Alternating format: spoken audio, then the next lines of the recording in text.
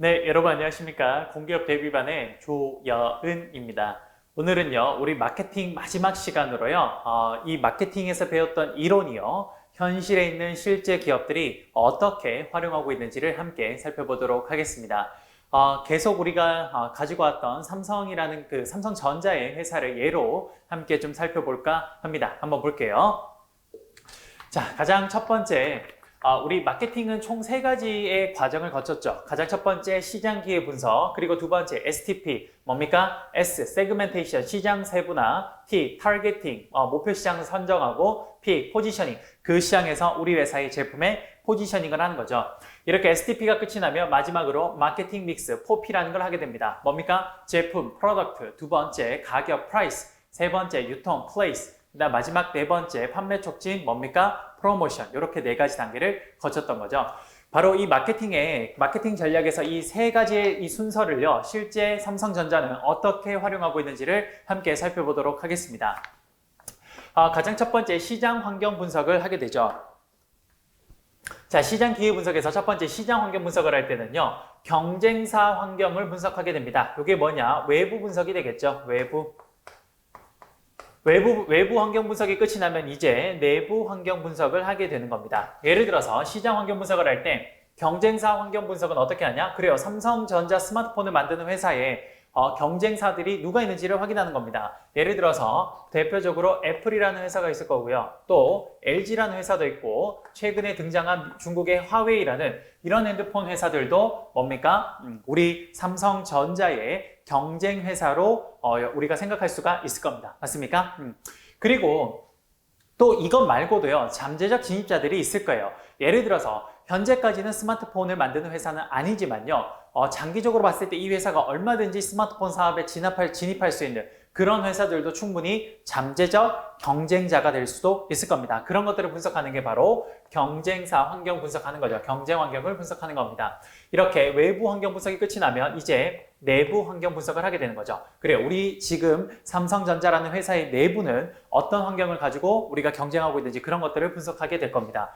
이러한 시장 환경 분석이 끝이 나고 나면요, 이제 마케팅 조사를 하게 되는 거죠. 마케팅 조사는요, 첫 번째 조사 문제 정의를 하고요, 두 번째 조사 문제 정의와 조사 목적을 처음에 설정하게 되는 겁니다. 즉, 우리 조사 문제에서 어떤 것들을 지금 정의해야 되는지를 이야기를 하고, 그 다음 조사 목적을 결정하게 되죠.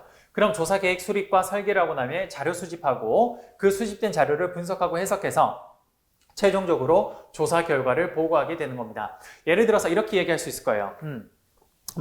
조사 문제 정의에서는요, 삼성전자가 최근에 마케팅 관련해서 이런 조사를 할 수 있을 겁니다. 삼성 갤럭시 스마트폰의 시장 점유율이 최근에 왜 떨어지고 있는가에 대해서 물어볼 수 있을 거예요. 그게 바로 조사 문제 정의에 해당될 겁니다. 삼성전자 갤럭시 스마트폰에, 자, 한번 적어볼까요?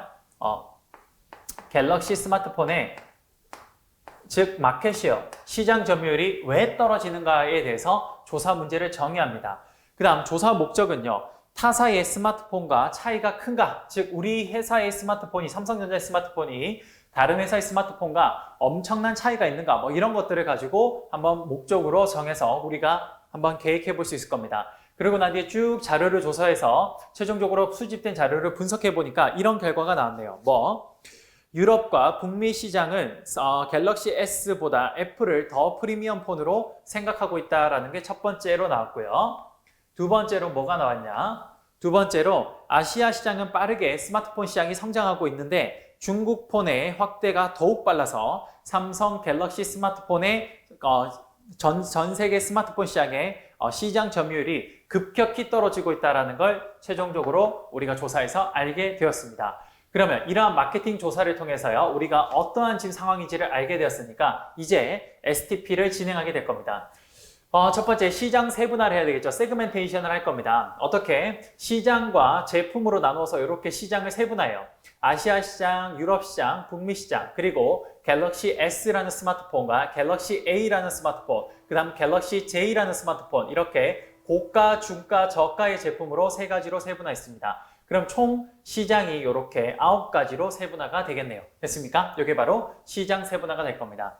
그럼 삼성전자는요, 이 시장 중에서 어떤 시장을 목표 시장으로 선정해야 될까 봤더니요. 지금 현재 아시아 시장, 특히 뭐예요? 인도 시장과 동남아시아 시장의 스마트폰 시장의 성장세가 굉장히 빠르다라는 걸 알게 되었습니다. 그리고 유럽과 북미 시장을 생각보다 프리미엄 폰에 대해서 애플에 대한 프리미엄 폰에 대한 충성도가 너무 높다 보니까 여기는 시장 진입이 생각보다 어려울 거라는 판단을 하게 된 거죠. 그래서 어떤 시장을 선정하게 되냐? 그렇네요. 아시아 시장 중에서도 중가 핸드폰과 저가 핸드폰을 집중적으로 목표로 해야겠다라고 이렇게 타겟팅하게 될 겁니다. 그게 뭐냐? 아시아 시장에서 중가 정도의 핸드폰 갤럭시 A와 갤럭시 J라는 핸드폰을 가지고 타겟팅하겠다라고 이렇게 목표 시장을 선정하게 된 겁니다. 됐습니까? 그럼 이 목표 시장 안에서 우리 회사의 제품을 어느 쪽에 포지셔닝을 해야 될지 그 다음 세 번째 포지셔닝을 하게 될 겁니다. 자, 포지셔닝은 쌤이 그때 말씀드린 것처럼 뭐예요? 포지셔닝 맵이라는 걸 통해서 하게 되는데요. 자, 첫 번째 제품 위치도를 선정하게 돼요. 뭡니까? 세로축은요, 성능이 위로 갈수록 높은 거고요. 아래로 갈수록 성능이 낮은 거고요. 그 다음에 오른쪽으로 갈수록 가격은 높고 왼쪽으로 갈수록 가격은 떨어지는 이런 두 가지 기준이 있습니다. 그럼 성능도 높고 가격도 굉장히 비싼 프리미엄 핸드폰급의 뭐예요? 애플 핸드폰과 LG 핸드폰이 있었고요. 그 다음 가격도 낮고 성능도 상대적으로 낮은 게 뭐가 있냐? 중국제 제품의 화웨이랑 샤오미가 있다라고 이렇게 제품의 위치를 선정하게 됐습니다. 그 다음 이러한 아시아 시장에서요, 사람들이 어느 쪽의 제품들을 선호하게 됐냐라고 했을 때 확인을 해보니까 이렇네요.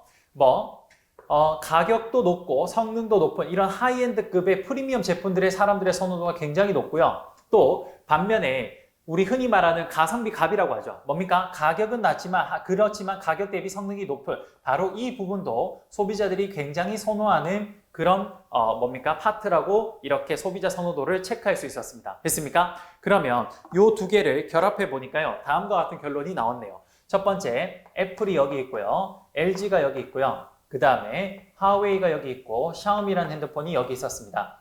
그럼 제품 위치도에서 소비자의 선호도를 한번 결합해 보니까 여기에 하나가 나오고 또 하나가 여기에 이렇게 나오게 되네요.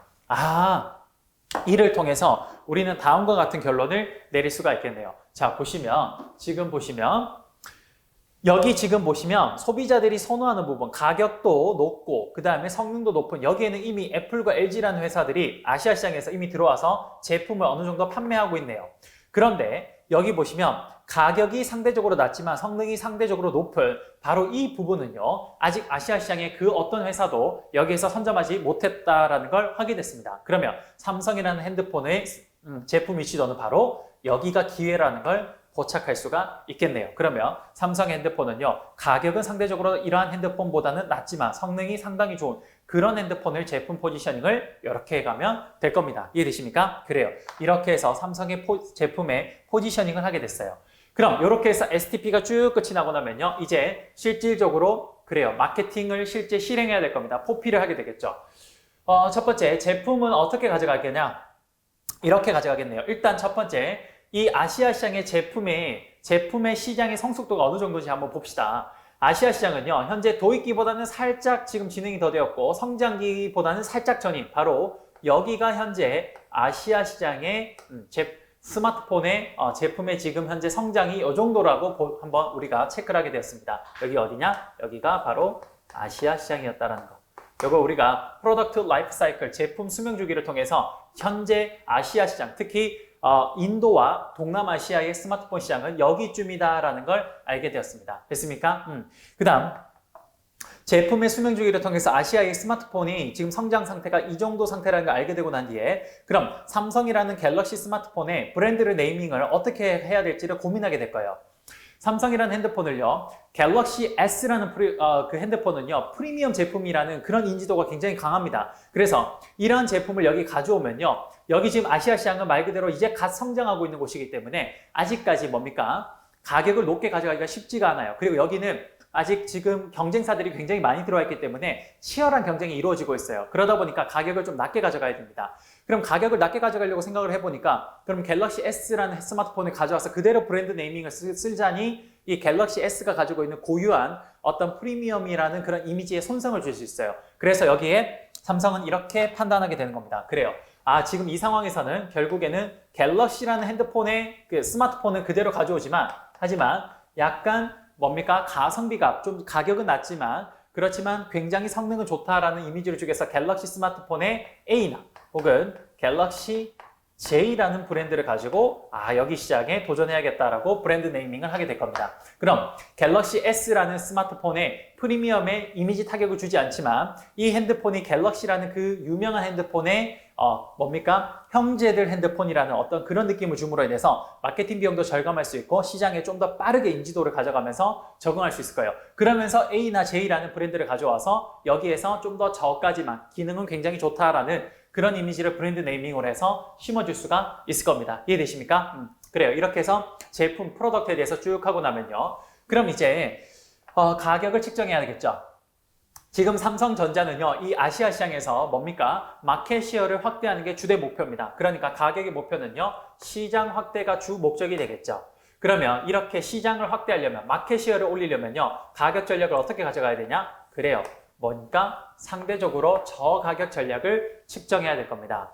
그리고 가격 정책을 어떻게 가져가냐? 바로 침투 가격 정책으로 가져갑니다. 이게 뭐냐? 처음에 들어갈 때는 저가격으로 들어갔다가 나중에 고가격으로 가져가는 거죠. 이게 바로 삼성전자의 현재 가격의 전략의 패턴이라고 보시면 됩니다. 그래요. 아시아 시장이 이제 갓 성장하는 곳이라서 이렇게 많은 글로벌 회사들이 들어와서 경쟁하고 있기 때문에 뭔가 마켓 시어를 확대하고 시장을 확대하려면 가격을 낮게 가져가야 됩니다. 근데 가격을 무조건 계속 낮게 가져가냐? 그게 아닙니다. 처음에는 낮게 가져가지만 나중에는 고가격으로 이렇게 바꾸는 침투 가격 정책을 설정하게 되는 거죠. 그리고 난 뒤에 최종 가격을 설정하게 될 겁니다. 최종 가격은요, 당연히 가격의 상한가는 뭐냐? 소비자들이 내고자 하는 의지가 있는 바로 소비자 가격에 그리고 원가가 하한이 되겠죠. 그 사이에서 적정 가격이 결정될 겁니다. 이렇게 해서 가격을 결정하고 나면 최종적으로 가격 마지막 조정도 하겠죠. 침투 가격이기 때문에 처음에는 저 가격을 가져가지만 나중에는 가격을 높게 가져가는 그 방향으로 이렇게 진행하게 될 겁니다.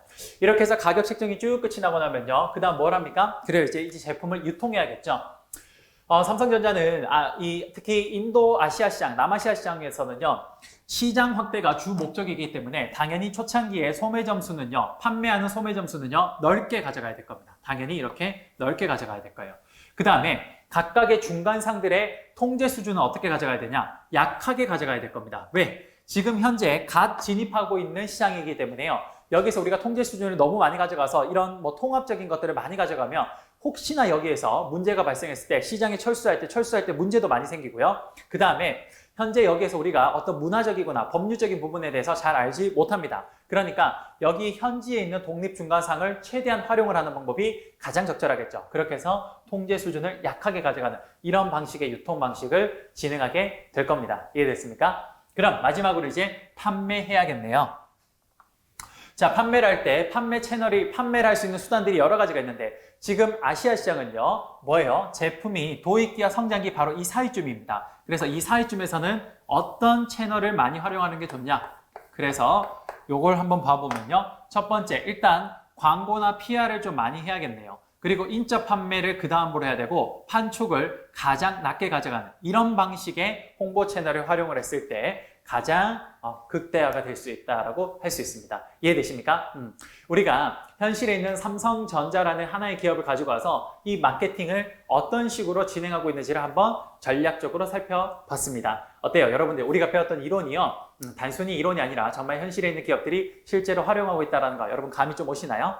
예, 여러분들 수고 많이 하셨고요. 우리 마케팅은 바로 여기까지 진행해 보도록 하겠습니다. 여러분들 이론을 한번 다시 잘 정리하시고요. 지금 쌤이 설명해준 이 현실에 있는 기업들을 여러분들이 조금 더 자세하게 좀 정리해 보신다면요. 충분히 마케팅은요, 좀 쉽게 정리가 될 겁니다. 너무 고생 많으셨고요. 다음 시간에 또 찾아뵙도록 하겠습니다. 감사합니다.